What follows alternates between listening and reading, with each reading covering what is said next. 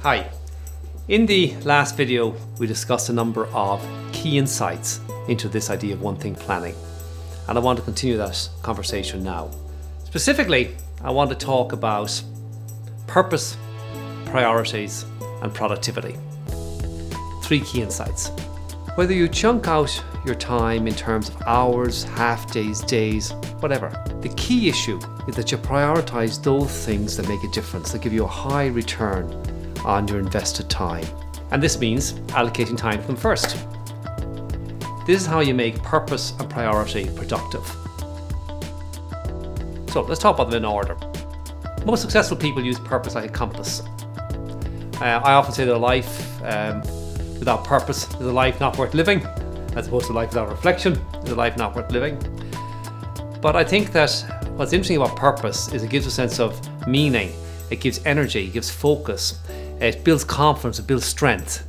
And I think the ultimate source of strength and commitment and the ability to carry forward into the future and achieve real goals comes from a real sense of purpose. Prescription for extraordinary results is knowing what matters to you and then taking daily dose of action in alignment with that. This idea of back from the future thinking, this idea of goal setting to the now, starting big and drilling right down, aligning up your dominoes, if you will, on your stereo of one thing. What this does, it trains your mind how to think, how to connect goals, and how to put goals in context. You're learning how to think big and go small, how to prioritize. So one thing planning is really, really important for purpose and in developing purpose, also really important for prioritizing. I think one of the problems that people often have is they do get a sense of clarity around purpose, they do get a sense of clarity around the priorities, they have a plan, they have strategic goals and objectives, but they don't know how to actually give life to that, how to really become productive, how to maximize that. Successful people are without doubt the most productive people, and by that I don't mean that they work the hardest, although they do work very hard.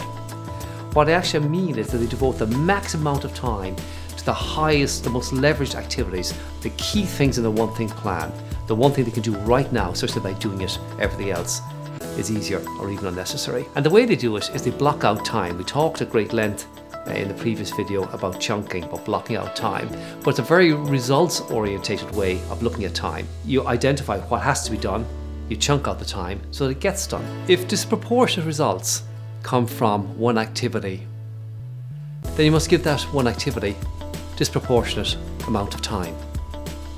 It makes sense, doesn't it? This tends to be what we don't do. So I want you to think about this idea of productivity in terms of the allocation of time, identifying in the context of your purpose and your priority what are the critical things that you need to do, and then allocating time, chunking out the time, allocating the time and focusing on those things. Remember, 1 before 1 o'clock, focusing on those things until they're done.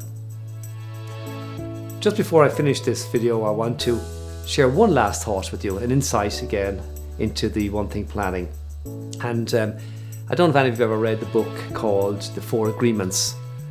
It's written by a man called Ruse, and in that he says that the 4 agreements are: be impeccable with the word, so don't lie to yourself, don't gossip, don't take anything personally, nothing anybody says or does has anything to do with you, don't make assumptions, and finally, always do your best. I want to talk about always do your best for a moment.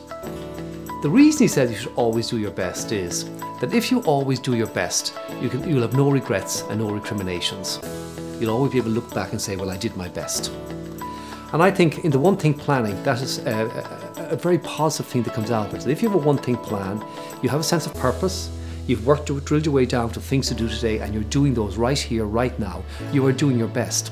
And irrespective of the outcome, there's no sense of regret. Oh, I should have done this, I should have done that, I should have done the other. There's a real positive sense, a very empowering sense that in fact you're doing what matters. I think it's a great reason to think about one thing planning, if for no other reason.